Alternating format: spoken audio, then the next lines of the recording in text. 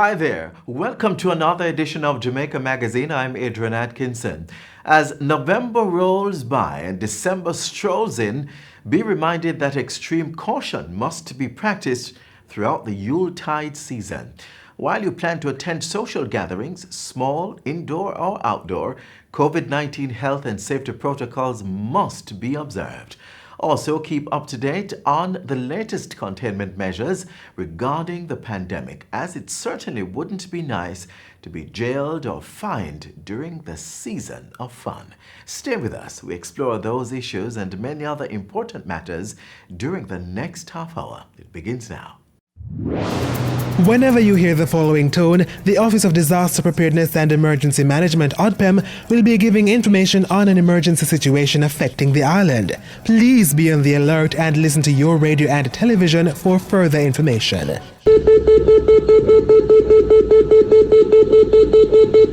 This was a test of the emergency alert system, brought to you by ODPEM.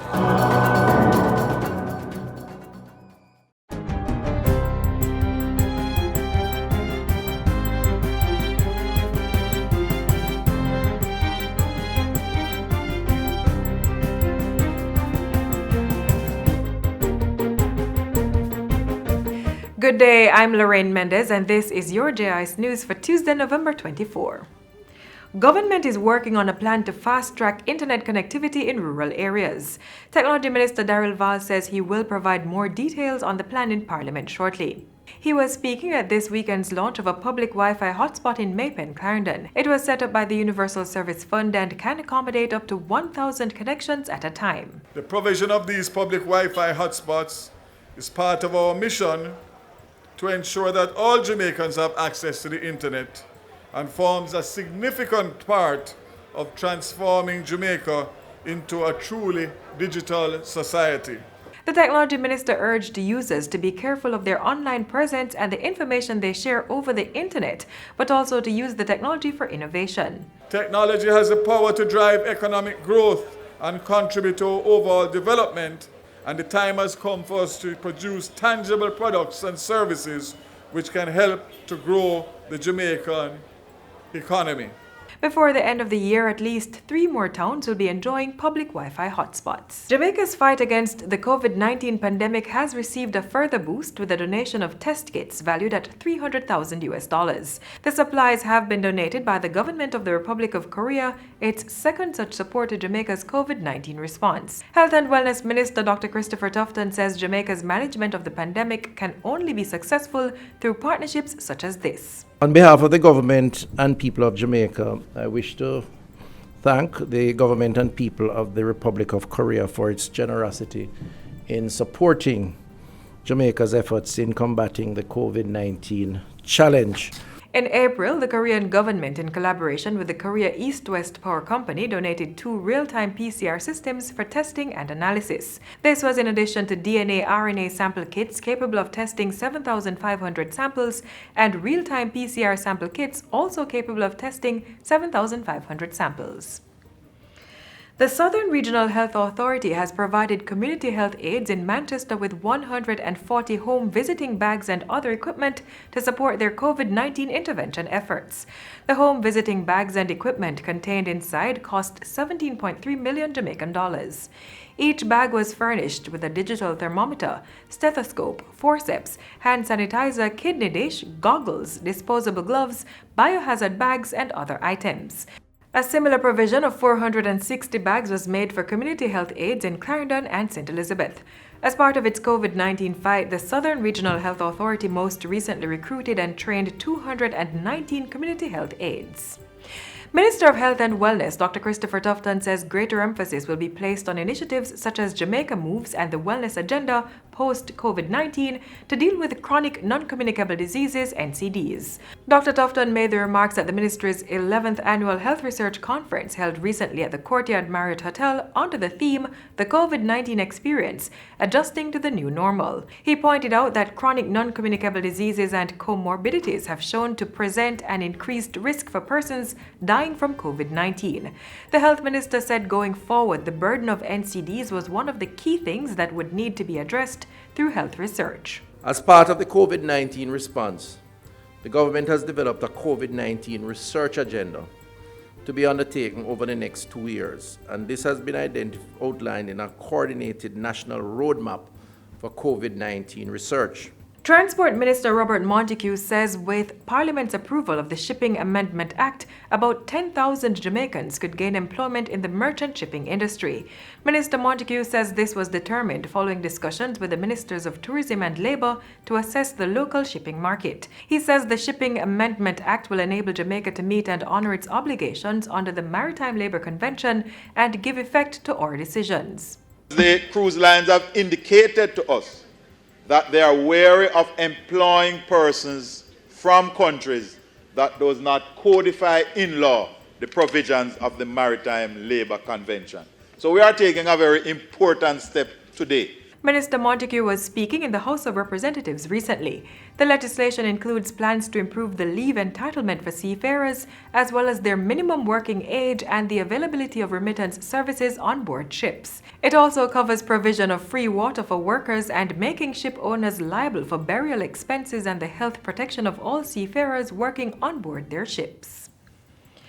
And finally, the Westmoreland Municipal Corporation has received equipment valued at $7.8 million to support its technical work towards the development of the parish. The donation contains Geoinformation Systems GIS tools, including 4 handheld tablets, 8 desktop computers, a laptop, a 42-inch plotter for printing plans and blueprints, a heavy-duty printer, and a drone. The items were donated on Friday by the Jamaica Social Investment Fund, JSIF, under its Integrated Community Development Project. We will be supporting 6 parish councils with the necessary tools that we believe are essential for you to sustain and carry out the necessary work to support the development of communities in the parish. JSIF's managing director says the parish council employees will receive training to effectively utilize the tools. The Integrated Community Development Project, which was launched in 2014, is expected to end in May 2021. And that's it for JIS News today. I'm Lorraine Mendez. Thank you for watching.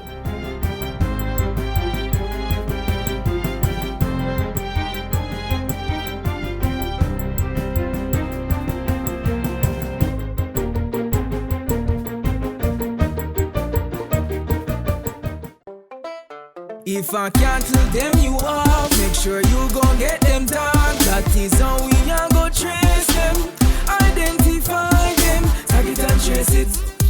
Prevent disease from spreading, your health is worth defending. Tag it and trace it. You never think fi hide, tag them with pride. Help put the code even out of style. Tag it and trace it. A message from the Agricultural Competitiveness Program of the Ministry of Industry, Commerce, Agriculture and Fisheries. Up next, a recap of Prime Minister Andrew Holness's assignments last week. Watch this.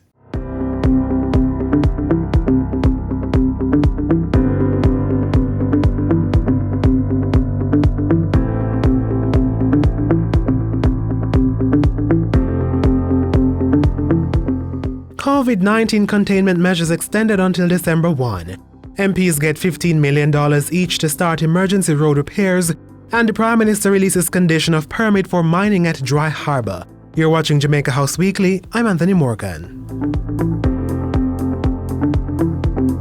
Last week, Monday, Prime Minister Andrew Holness announced that Cabinet was assessing COVID-19 containment measures that would be applicable for the Christmas season. The disclosure coincided with a 2-week extension of measures implemented to curtail the spread of the virus. Persons are required to wear a mask fitted to cover their mouth and nose when in a public place. The island-wide curfew will continue from 9 p.m. to 5 a.m. the following day until December 1.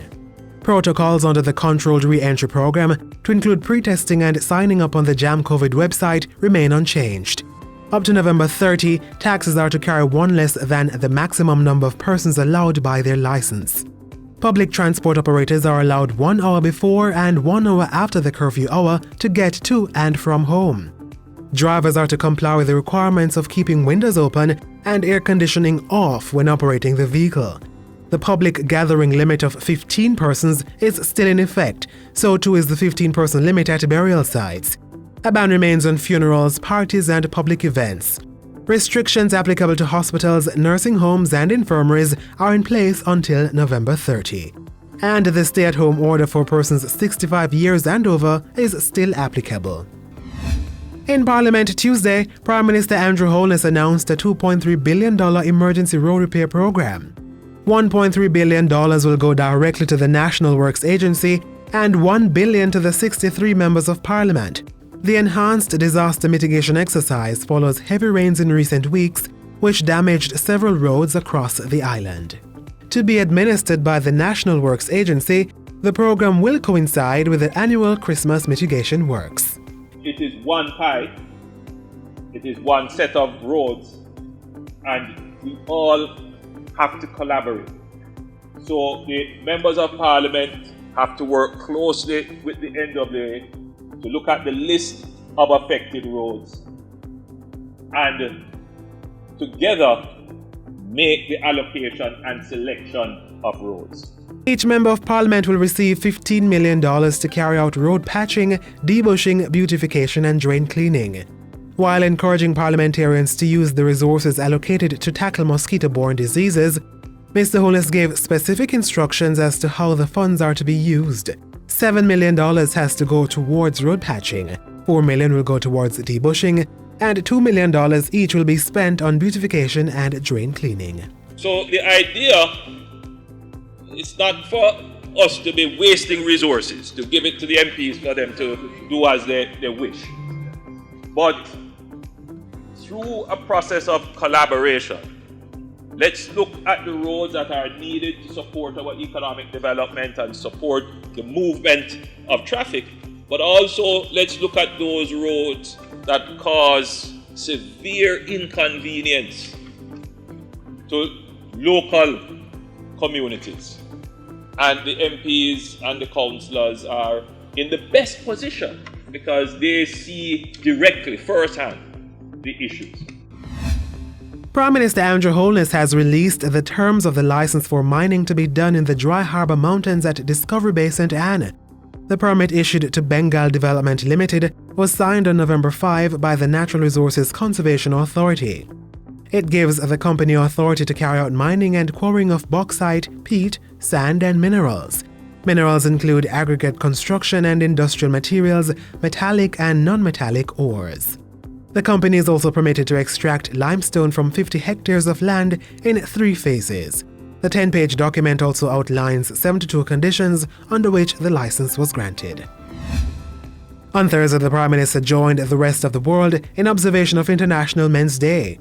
Under the theme, "A Man's Health is a Man's Wealth, Men and Healthy Lifestyle Practices During the Pandemic," the day highlighted men and boys' achievements and contributions to their family, communities and to nation building. Jamaica's observation of the day focused on men's and boys' health, improving gender relations, and promoting gender equality while highlighting positive male role models in society. And on Friday, the Prime Minister celebrated World Children's Day. In reimagining a better future for the nation's children, Mr. Holness called for a peaceful, loving, and violence-free environment for each child to reach his and her full potential. And that's it for Jamaica House Weekly. Be sure to join us again next time for more of the news stories coming out of the office of the Prime Minister.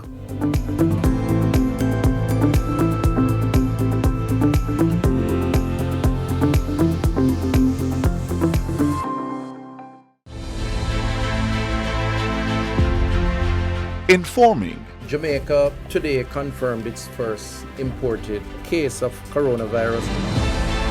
Educating. If you follow the recommended procedures, it is highly likely that you will not get the disease. Going beyond to keep you informed and connected. Welcome to Get the Fact. Even through the pandemic. Helping you stay safe while we protect ourselves. Dependable. Impactful. Accurate. This is your JIS News. Credible. Trustworthy. Every day, everywhere. Serving our customers proudly. The government is focused on ensuring there is 100% access to potable water, especially within deep rural communities. Let's look now at how one initiative is bringing the life-sustaining liquid to citizens. Access to potable water is an essential ingredient to quality of life. And so we are working to implement the immediate measures to give as much relief as possible. And our long-term goal is to develop a diversified and more resilient system so all Jamaicans that are within our utility service will get consistent delivery of water. While government is putting the necessary infrastructure in place to bring water to the people, it is also ensuring that conservation is at the heart of those efforts. And what better way to ensure that Jamaicans value their water resources than through the young?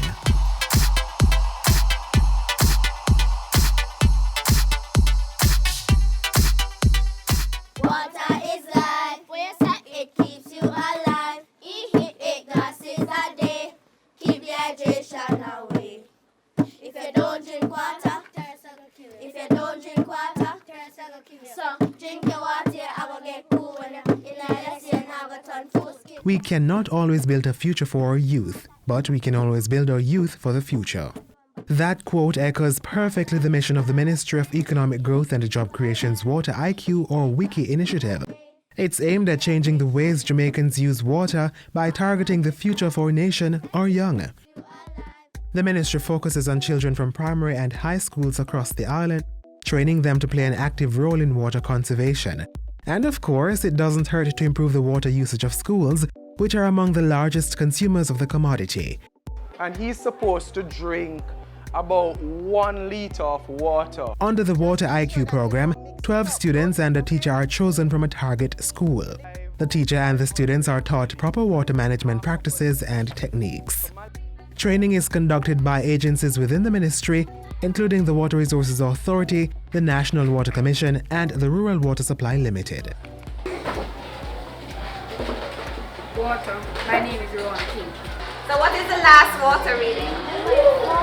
4 gallons per minute. Do you know how much water you're supposed to drink for the day? Yes. Alright, let me see. 8 glasses. So we're gonna use lake and river as the same.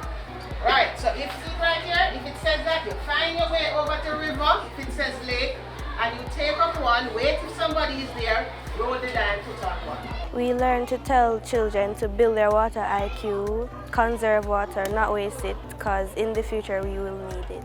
My role is to teach them how to conserve water and show them how to do it and not to waste water. And if I see a leak around the school, I should report it. When they are wasting the water, I come down, I turn off the pipe, I tell them to go to their class. In my home, I've also introduced it to my mother and my brothers, also my sisters, that conserving water is very important.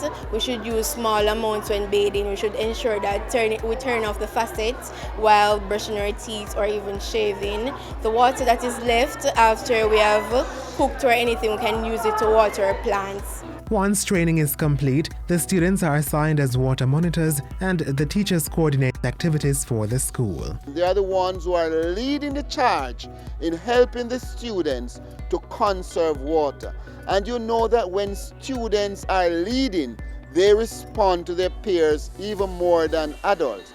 And so these water monitors, not only are they going to perform their tasks at school, but they are going to perform their task in the homes and in the community. The WIKI program is very good.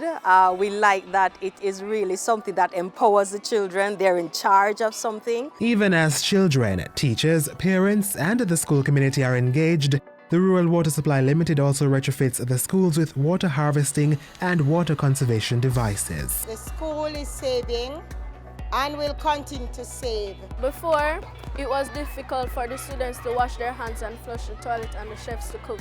But now we can even wash our hands in the bathroom and the chefs can cook so we can eat lunch.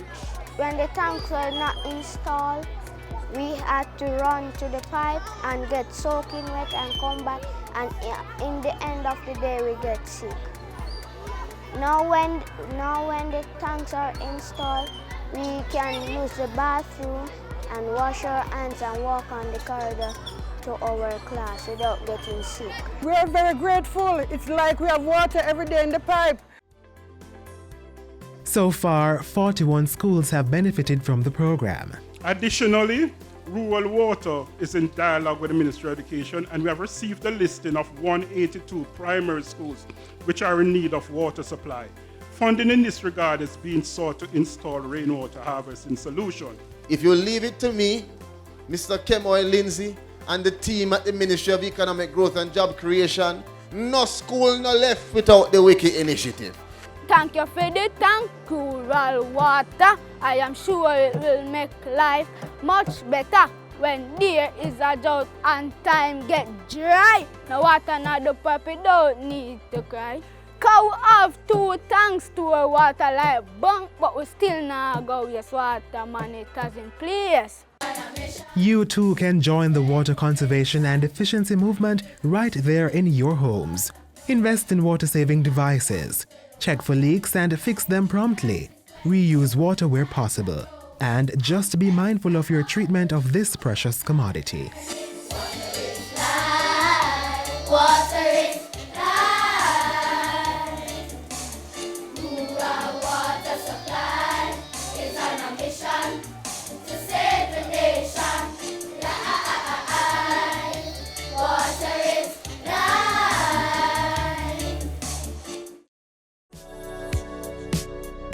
Practice good hygiene by washing your hands frequently using soap and water.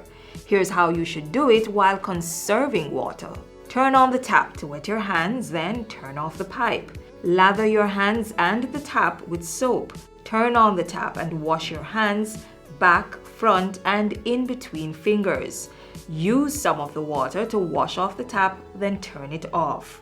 Dry your hands with disposable hand towels. If you don't have running water, use a hand rub containing 62% or more alcohol. If hand sanitizers are not available, rubbing alcohol, Dettol, white rum, or household bleach will do the trick. And if all else fails, let hand washing and the handling of potable water be a 2-person event. Each person will take turns pouring and washing hands with sitting water. Now is a good time to consider installing a tap on your containers to reduce the risk of water contamination. Faucets can be easily attached to drums, buckets, or 5-gallon water bottles. And to ensure that the outside of the containers are clean when recapping, disinfect it with hand rub containing alcohol that's 62% or more.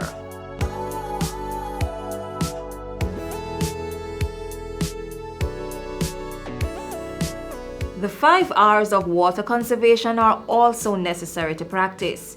Reduce water wastage by investing in water-saving devices. Reuse water at least twice before discarding. Replace leaking pipes, faucets, and other plumbing equipment. Recycle wastewater and use it for gardening, car washing, or cleaning of public spaces. And reclaim water through rainwater harvesting. We all must play our part to ensure there's water to combat the coronavirus and stave off prolonged drought.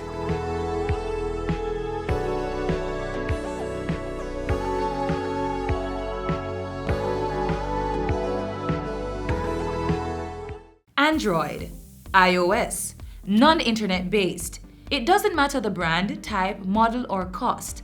Phones need to be periodically cleaned. There are no apps, not yet, that will de-germ the outer surface of these mobile gadgets. And unless you have an ultraviolet UV sanitizer toolkit, you'll have to manually decontaminate the device.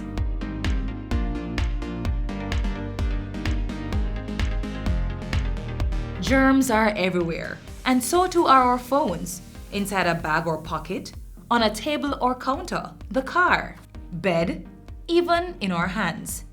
Placing our phones on these surfaces puts them in constant contact with germs, even the novel coronavirus. And according to the World Health Organization, the virus has a lifespan of up to 96 hours on surfaces. That's 4 full days on plastic or metals, the type of exterior shell of many phones. Constant touching of the phone with naked fingers that we then use to touch our faces, or directly placing the phone to our faces is a recipe for transmitting germs, bacteria, or viruses to the body. First thing I do when I get home is I clean my phone. Because you're touching your phone and you're touching this surface that somebody else just touched, and then you put the phone to your mouth and you ha. And all of these particles that have ended up on the phone, they end up in you. Apart from just not using a phone, our only defense is to clean them regularly. Soap and water would be best, but no, you should not submerge your phone in liquid. Instead, first wash your hands with soap and water, then dry them. Ensure that your phone is unplugged to prevent a possible electrical shock. Then, dab a clean cloth, preferably a microfiber or lens cloth, with a 70% isopropyl alcohol solution, and wipe the entire surface of your phone. Do not drench the cloth with too much solution, just sufficient to clean the device. In addition, be careful to avoid getting moisture into any openings. If you don't have an alcohol-based cleaning solution at hand, you can also use alcohol wipes. You should ensure the wipes have a relatively high concentration of alcohol. The best is 70% and above. This ensures that any viruses that are on your phone can be effectively killed. While you sanitize your phone, avoid using aerosol sprays, abrasives, and cleaners. And do not spray directly onto the phone screen or back. Bleach should also not be used to clean the phone, as it may damage the surface. It is also best to wipe any relevant accessories used with your phone. Chargers, headsets, and phone cases should be sanitized at the same time you clean your device. They should also be removed from the device when cleaning. Now your phone and its friends are clean. To prevent putting your phone against your face or the likelihood of transferring germs or viruses, use Bluetooth, a virtual assistant or hands-free speaker system if you can.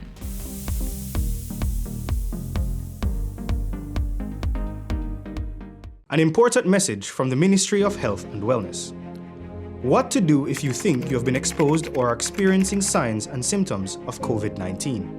Immediately call 888-1-LOVE.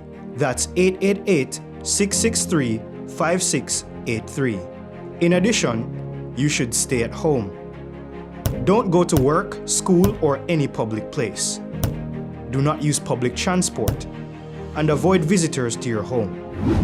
You may need to do this for up to 14 days to reduce the spread of the infection. A message from the Ministry of Health and Wellness. You've reached the final page of the magazine. Thanks so much for being with us on today's journey. Another Jamaica Magazine unfolds tomorrow, so come back same time on this same station. Until then, click on our social media pages for more informative features. While there, please subscribe to our pages and click that notification bell so you can stay in the know. I'm Adrian Atkinson, encouraging you to stay safe. This has been a production of the Jamaica Information Service, the voice of Jamaica.